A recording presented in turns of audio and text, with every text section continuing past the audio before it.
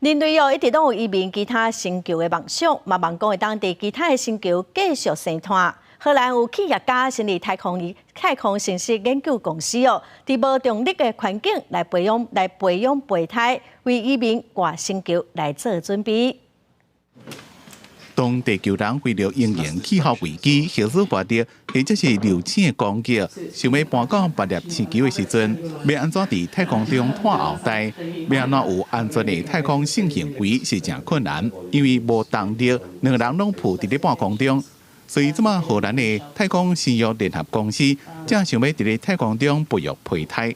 It's important that the Earth and humanity can become a multiplanetary species. 这么因针对实验室的鸟鼠开始，搁再采用人类精卵细胞，得到一当进化的胚胎了，加分冷冻放慢伊的成长，和飞行器伫咧转来大气层的时阵保护胚胎。兼顾甲太空中培育的胚胎放入妇女的体内，生出来囡仔会有伦理道德的问题，所以这么这个拿私人企业伫咧做。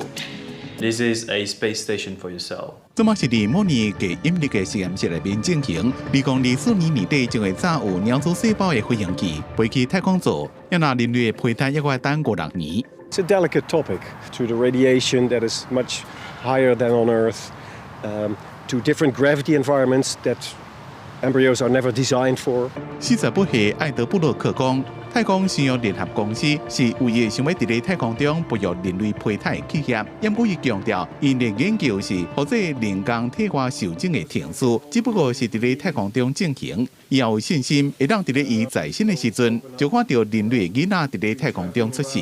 公司新闻黄文玲编辑。